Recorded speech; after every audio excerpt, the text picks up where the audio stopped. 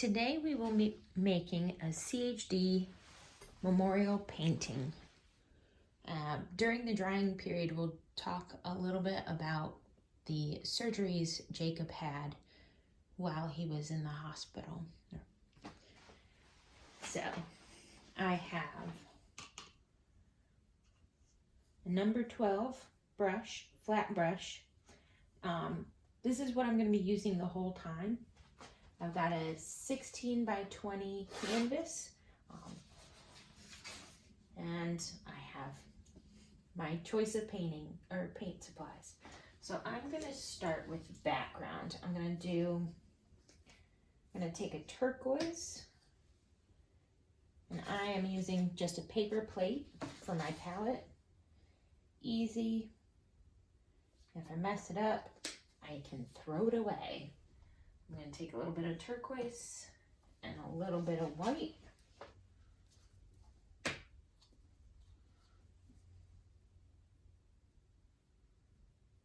And get a nice light blue. The white will also make it a little bit more opaque, so we get a nice thick background.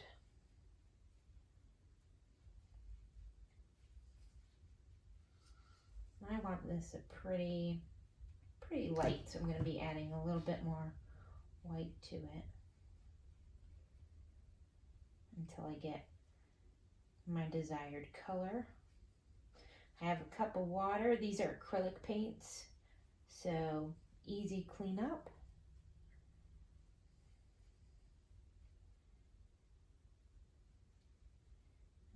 I think I got the color I want. So I am just going to start brushing it on. Not worried about these streaks because I'll just go back over after it dries a little bit. That's just the brush picking the paint back up. So we want to give it a chance to dry and cover it. If your paint is just a little too thick, take a little bit more water, mix it in with your paint, and it will help the paint spread a little bit more.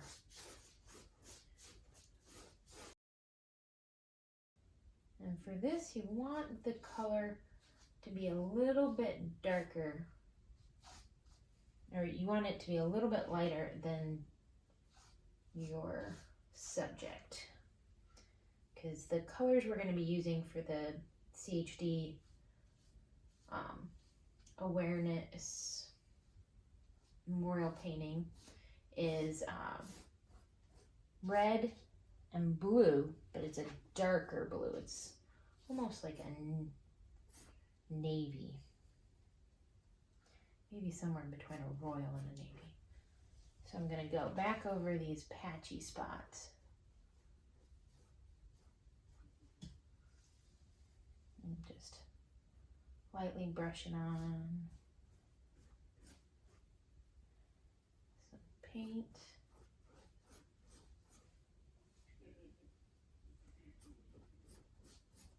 There we go. All right.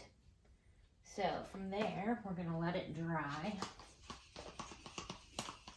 And as much fun as it is to watch paint dry, we are going to talk about some of the surgeries Jacob had. The first one he had on his second day of life was he had pulmonary artery banding completed. That requires them to open up his chest, and what they do is they take these little bands and fasten them around his pulmonary arteries, so the vessels leading out of his lungs, or out of his heart into his lungs.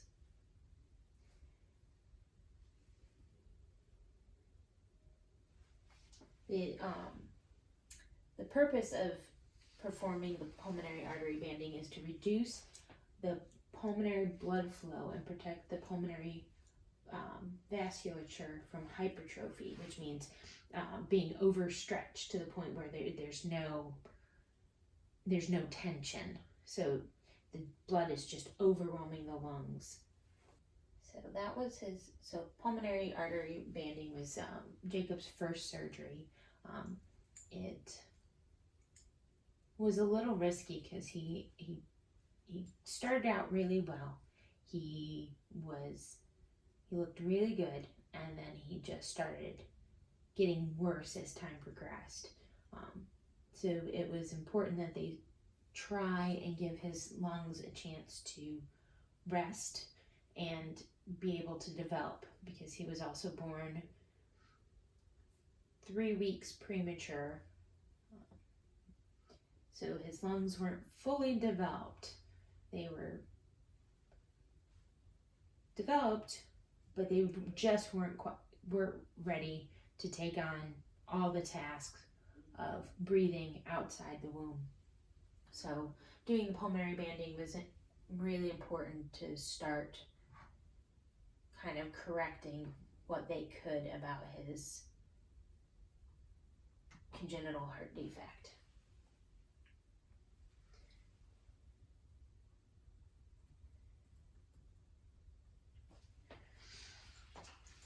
The second surgery he had was, let's see here, he was born on a Thursday. He had the pulmonary banding on Friday. So that would have made, oh goodness, I can't even remember. I think it was either Tuesday. I'll have to look at it. So 5 days after his pulmonary banding, Jacob had his stage 1 Norwood procedure.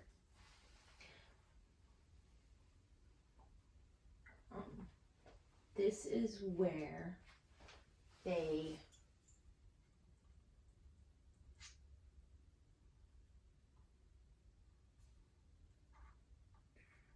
try to utilize the right ventricle to pump blood to the body. In a healthy heart, the left ventricle pumps blood out of the heart into the aorta and then throughout the body. Well, with Jacob, his left ventricle was damaged because his aortic valve was fused shut for most of his development in the womb. So his left ventricle had gotten overstretched and the muscle was scarred and wasn't pumping the way it should. So they needed to find a way to get his right side of his heart to do the work of his left ventricle. So what they did was actually the Norwood procedure with a sono shunt. So the sono is a little tube that they ran from his right ventricle to his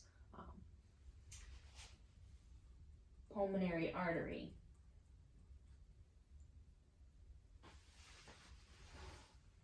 In order to allow that blood flow to continue. So what happens is the blood flow into the heart is very mixed. You have the blood coming in from the body that's deoxygenated, and that naturally goes to the right side of the heart. Well, now you're having the blood from the body that's now being mixed with the blood coming in from the lungs. So the hope by doing this, you're allowing that blood flow to kind of keep going, letting that right side do the work of the left. Oftentimes with this type of procedure, the hope is that if they give the left ventricle time that it can start pumping with the right medications, with time to heal, maybe it can start to function. Unfortunately for Jacob, that was not the case.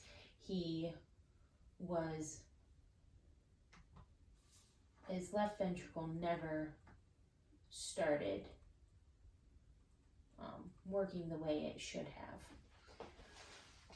And because he was so weak, the doctors decided that it would not be appropriate for him to go home between the two surgeries, which we were initially told he would be able to do. Most often, the stage 1 occurs. They stay in the hospital for 4 to 6 weeks. But Jacob had a lot of complications. He ended up with sepsis. He had some kidney damage from just his heart not working properly and the sepsis. So they recommended that we stay between the surgeries, so the stage 1 Norwood and the stage 2 Glenn procedure. The Glenn procedure he ended up having in November after he was born. So he was just a little over 6 months old. The biggest thing with that is they want to make sure that he is that they have good weight. Their recommendation is 10 kilograms. Don't ask me how much that is in pounds off the top of my head. Between his stage 1 and his stage 2, he ended up having to need a pacemaker placed because he kept dropping his heart rate, and they were hoping with the pacemaker that they could catch it so it wouldn't be dropping and causing increased issues. When they were placing his pacemaker, they attempted a coronary artery mobilization. They were worried that part of his problem with why his heart rate was dropping is that there was, during the pumping of the heart, that the artery was being kinked and the blood flow to the heart was being cut off. So they tried kind of straightening out the artery while they were in there. Well, when they took him off bypass, they actually made it worse. They actually made a kink in the artery, so they had to undo all their sutures and just let it go back in place where it was before. He actually did really well after his pacemaker surgery. The day after the surgery, or the day after they closed his chest and placed the pacemaker generator, he was able to come off of, he was able to be extubated, which means they pulled the breathing tube. In the past, it had taken him a long time to get off being intubated. So we were like having positive outcomes, and we were hoping that this would be signs of things to come. So while we were in the hospital, we were working on growing and working on hand-eye coordination and just normal baby milestones, doing a lot of walking around the unit. And so in November, well, end of October, his oxygen dropped and he had to be rushed to the intensive care unit, where he was quickly intubated. He was just having a little bit more trouble with his lungs. The day he had that was the day he was supposed to have his catheterization in preparation for the Glenn. Well, that postponed his already postponed cardiac catheterization a little bit more, but did end up moving up his Glen probably a little faster.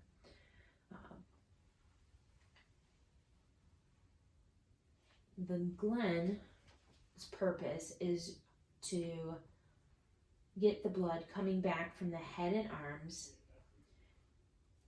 to be redirected rather than going straight into the heart, to go actually into the lung, into the pulmonary artery, so it's being pushed into the lungs. So then when it comes back around, it's already oxygenated by the time it gets to the heart.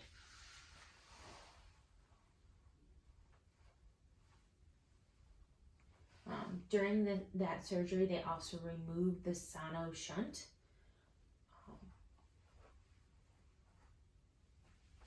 Unfortunately for Jacob, he was unable to tolerate the passive flow of the blood coming from his head and upper extremities into his pulmonary artery, and it ended up clotting, and they ended up having to do a 5th open heart surgery to take the Glen down and put in a BT shunt. So this shunt is a little bit different from the sono. The sono goes from the right ventricle into the pulmonary artery, while the BT shunt connects the pulmonary artery to the aorta.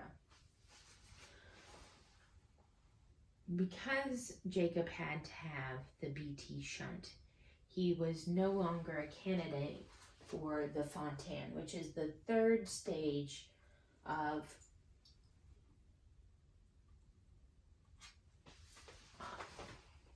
the correction for hypoplastic left heart syndrome. Usually, if they're able to get to the point where they can have the Fontan, they are about 2 to 3 years old.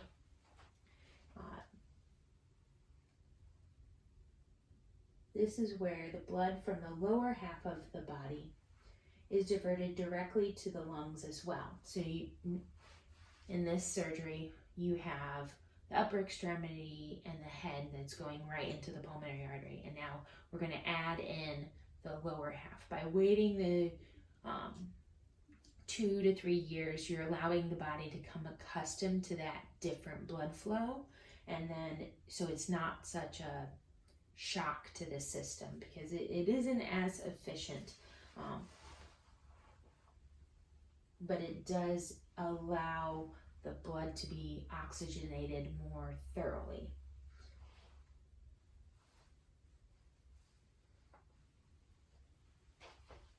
So after the Fontan, the blood flows from the heart to the body and then returns to the lungs directly to receive oxygen again.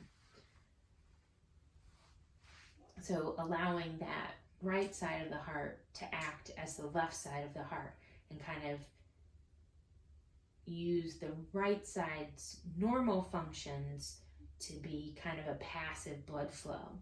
Unfortunately, because Jacob couldn't tolerate the Glen, there would be no point of pushing towards a Fontan. He wouldn't have been able to tolerate that passive blood flow, and he would have had a lot of complications with it, as he did with the Glen. During his Glen takedown surgery and the placement of the BT shunt, they ended up having to be on bypass for a very long time. It was a incredibly long surgery. His Glen surgery was 14 hours long, and his Glen takedown surgery was 15 hours. He was having a hard time coming off bypass. They were having I believe during the Glenn takedown, they removed one of the shunts that were holding open his pulmonary artery, and there ended up being a tear, so they had to correct had to fix the tear. He just had a lot of complications. I think he had almost the entire cardiac surgery team in there. I know there were at least 4 cardiac surgeons in the operating room with Jacob at some point. And because of those complications, he ended up having to be placed on ECMO. ECMO is life support. It is a machine that allows the heart and lungs to rest, and the blood is diverted to a machine that filters out the toxins. It oxygenates the blood and pulls off any extra fluid. He had been on ECMO previously in August after having his 3rd cardiac arrest, and he was only on ECMO that time 2 days. After his Glenn takedown, he was on ECMO for, I want to say,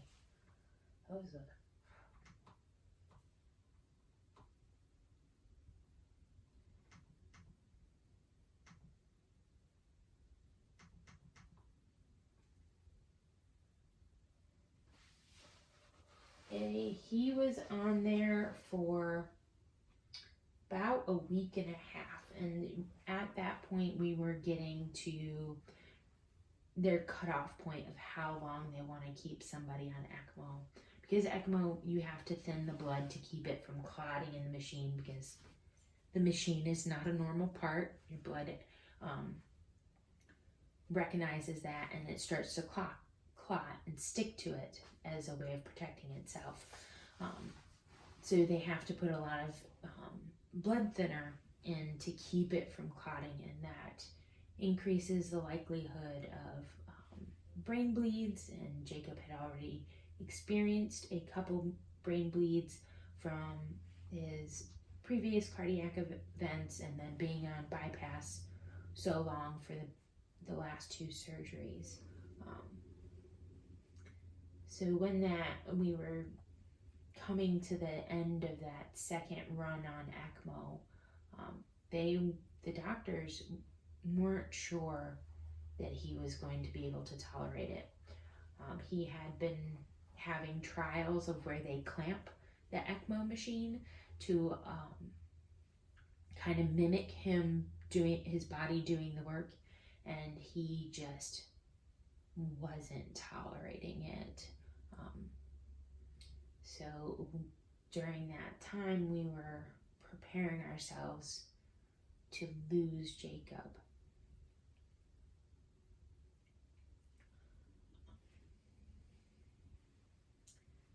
And we made the decision that we didn't want him to continue to be on ECMO when it wasn't benefiting him. So they went ahead and took him off ECMO. Thankfully, after a couple weeks of being on some really heavy amount of medications to keep his blood pressure up, keep his heart squeezing strongly, Jacob seemed to be making some recoveries. We were told over and over again, this is borrowed time. We started the discussion of a possible heart transplant.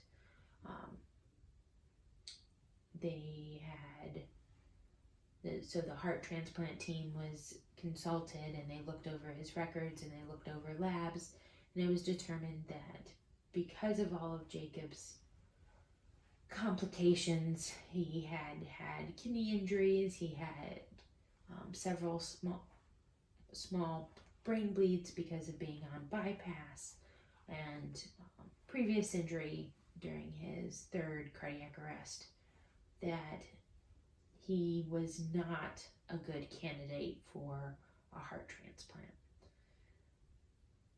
Oftentimes people think, well, if somebody's that sick, they really need it. Well, yes, they do need it, but their body has to be able to tolerate it. You don't want to take this heart that has been donated, which obviously means that donor had to pass away.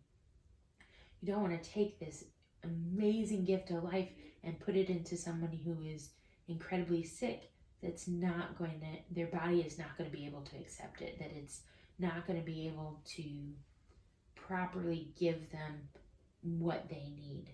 The other thing is, have to be able to recover and be able to tolerate the medications along with that new heart. With any organ transplant, you have to go on immunosuppressant medications to keep your body from rejecting the organ. In this case, it would have been a heart, because it's not, it doesn't have the same structure, it doesn't have the same DNA, so the body recognizes that and it attacks it and it starts breaking it down and starts destroying that organ, because it treats it just like a virus or bacteria or any foreign material that's not supposed to be in your body. Your cells go after it and try to break it down. So medications are given to people for organ transplants to suppress that reaction, and oftentimes that leaves that person open to secondary infections because of that. They're at much higher risk of having complications due to simple things as a cold or the flu. And because Jacob was already in such a delicate position, he just was not a good candidate for a heart transplant.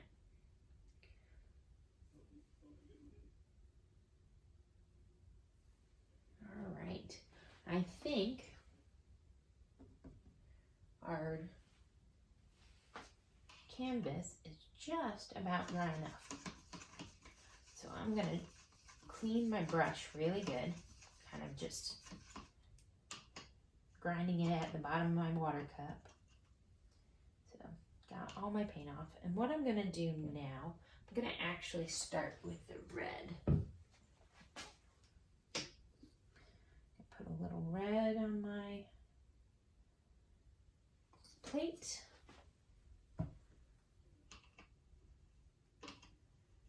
Wipe off a little bit of the excess water.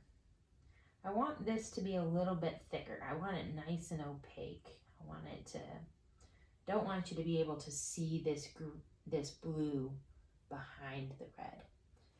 And so for this painting, I'm actually not going to do a standard ribbon. I'm actually going to do a heart ribbon.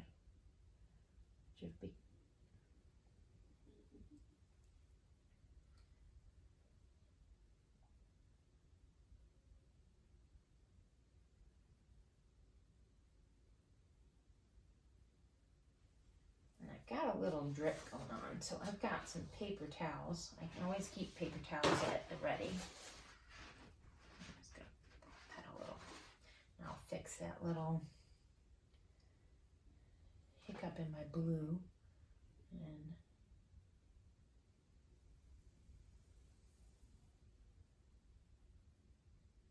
I'm just gonna keep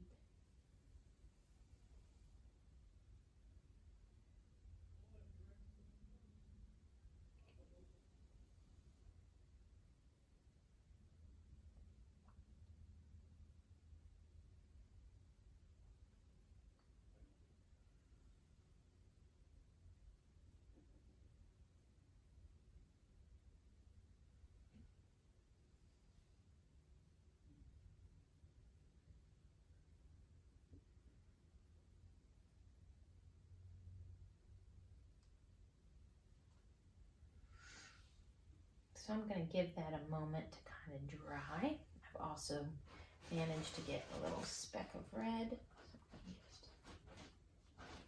Well, that's just making it worse. So what I'm going to do, I'm going to let that dry. I'm going to leave it be. I'm not going to mess with it. I'm going to let that spot dry. But I am going to go back and fix that little gap in my light blue.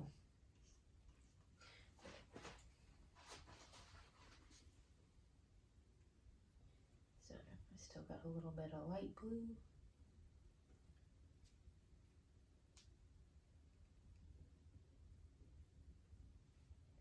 I'm going to cover up that drip mark as well.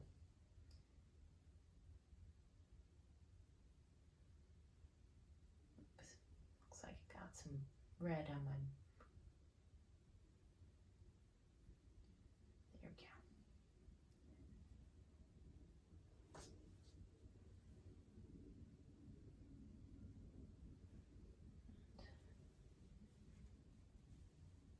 Since I have a moment, I'm just going to cover up some of these streaky marks as well.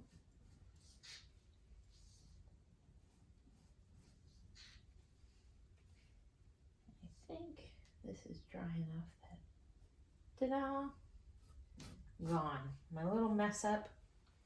And that's why I like acrylics. It's really easy. If you make a mistake, it's not the end of the world. All right, reaching across, I'm getting my darker blue, a spectral blue. Take a little bit of that. Now,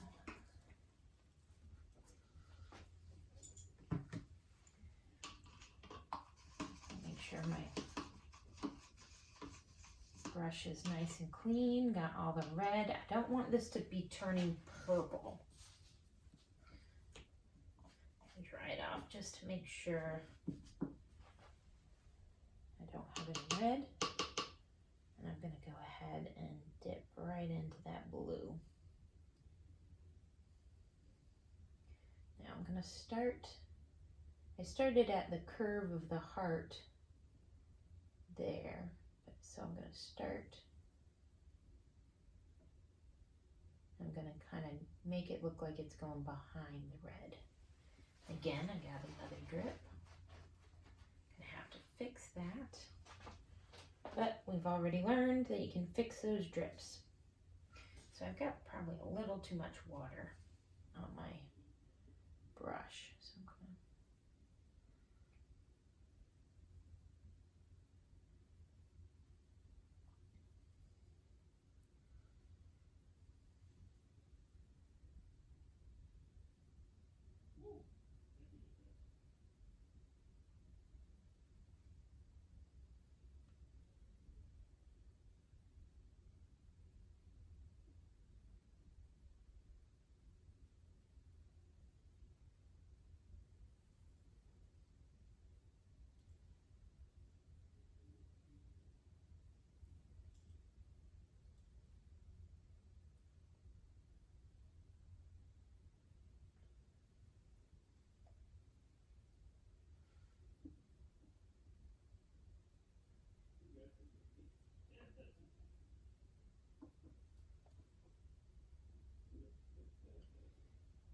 keep.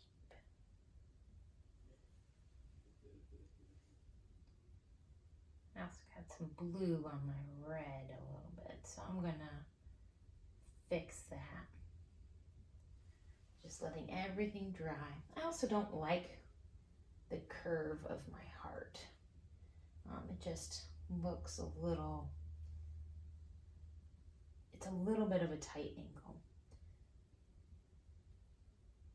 So I'm gonna kind of try and make it as round as possible. Now I'm gonna let that dry. So I'm gonna come back down here.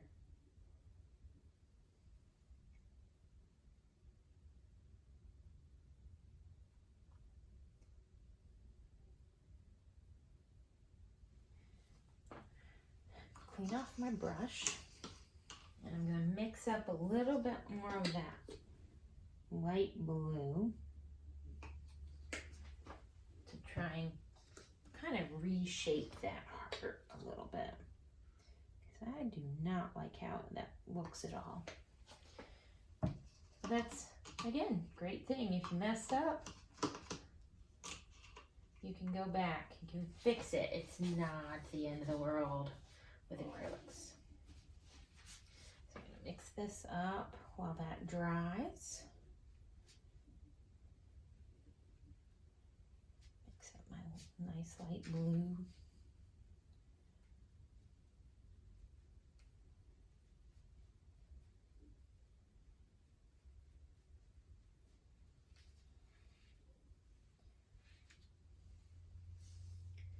It's not quite ready to cover up, so I'm going to leave that, but I am going to come back over my red and cover up that little splotch of blue that occurred. And make sure to dry off my brush so I don't get any more drips. I think I've learned my lesson yet. Maybe. Doubt it. There we go. And I've covered up that bit of blue. While I'm here, I'm try and solidify some of that red.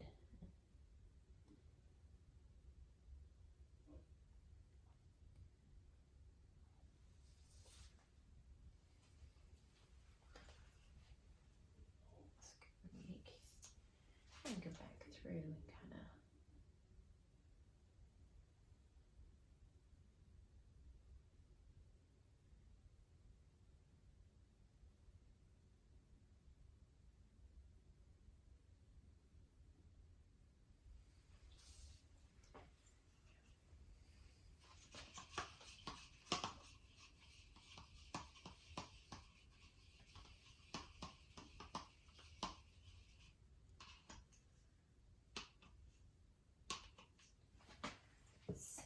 while that continues. That's still wet, so I don't want to be going over the light blue with that.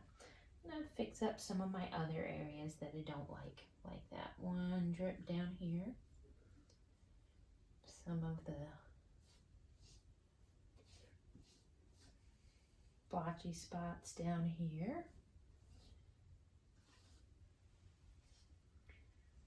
Okay. So we're going to let that dry for a little bit. All right, so now that's dry enough that I can actually recover it with my lighter blue. So I'm going to dry off my paintbrush. I'm going to take some blue. I'm going to kind of just shape the top of that heart a little bit more the way I want it. So it's a little bit more symmetrical. And I'm going to take a little bit and go on the inside. I'm going to cover up.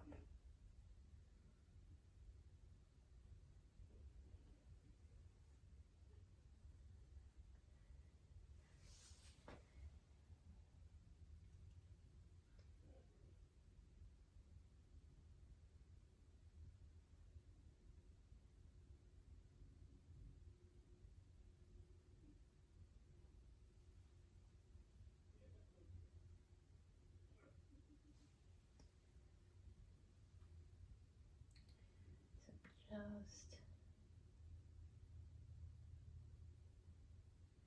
try to shape that up a little bit. And that looks a little bit better.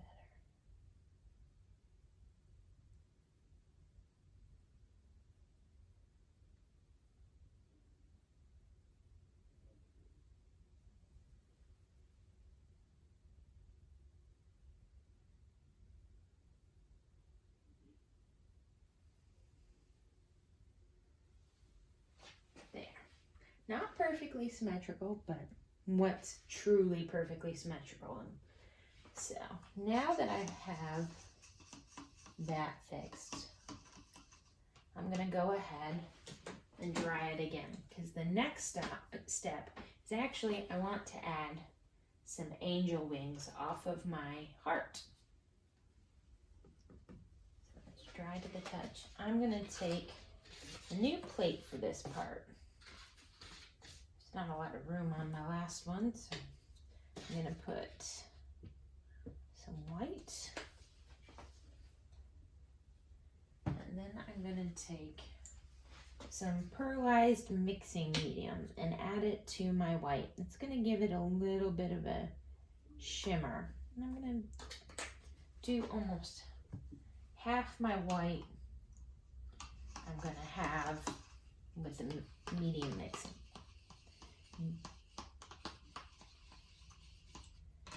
Cleaning my brush really well. This part I want my brush dry. For the background, I wanted my brush pretty wet. For the heart, I wanted it damp. But for this part, I kind of want a nice dry brush to get more of that, kind of that feather effect. So I'm gonna mix my pearlized mixing medium with my white. Nice and even, get my brush kind of coated.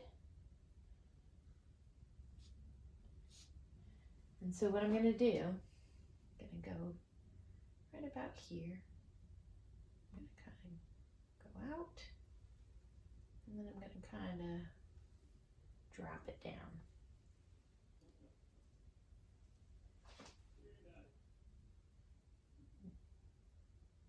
And go up. So that's kind of the bony structure of the wing. Go down. If I don't like that, if it's not perfectly even, these are feathers. We're gonna add some more brush strokes to kind of fill it in. So, like here, I don't like that that's so big, so I'm just gonna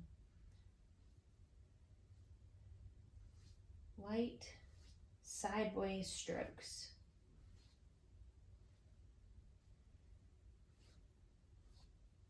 And I'm gonna bring that down.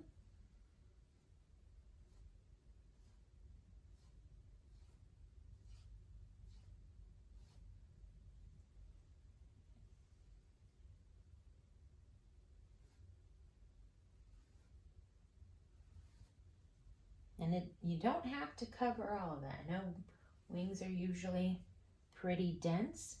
Right now we want the length. Because if you look at a bird's wings, they have layers of feathers.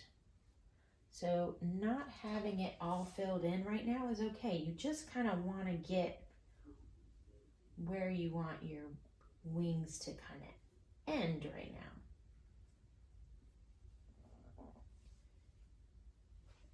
And then I'm going to come over to this side, fix that bit of I don't like.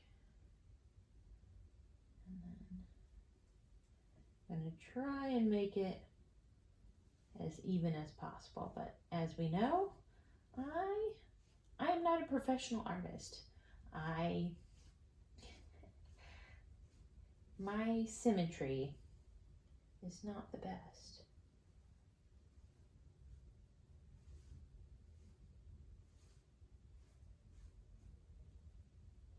But that's okay. It'll look good. And the meaning behind it's the most important part. So I think in previous videos I've talked about CHD a lot. And I think I've talked about the colors. So red and blue for oxygenated and deoxygenated blood. Not that our blood is actually blue when it's deoxygenated. That's an old myth. But those are the colors they choose for bringing CHD awareness. And the wings are for those heart warriors that have earned their wings. So while that one dries, this one has dried a little bit. Now I'm going to go back through and add my medium length feathers. So I'm just filling in a little bit more and kind of just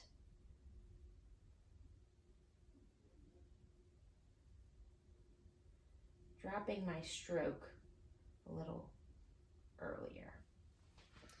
And come back over here. This one's not as dry, but I can still,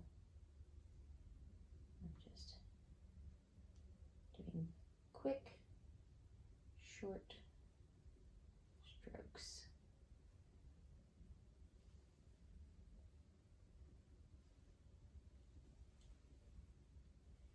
Come back over here, I'm gonna do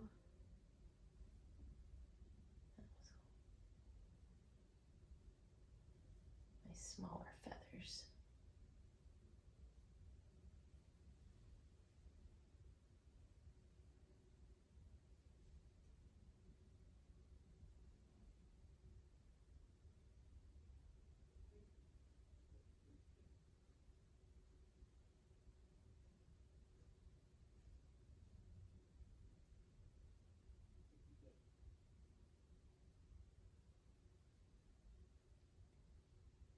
Here, I'm just gonna kind of shape up around my heart.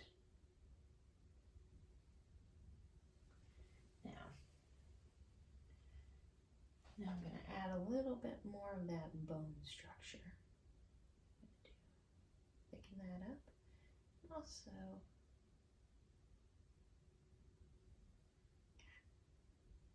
kind of got rid of my feathers, so there we go. I'm going to kind of do a couple offshoots.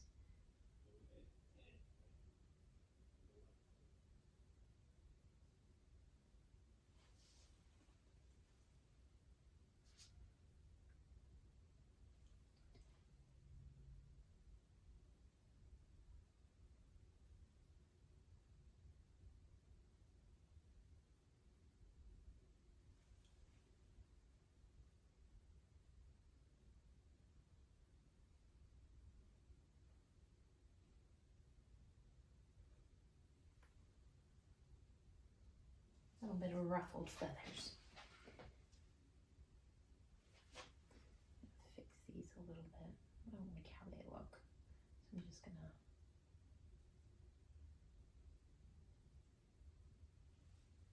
don't want to overwork the feathers because then they're going to lose their texture. You want that texture.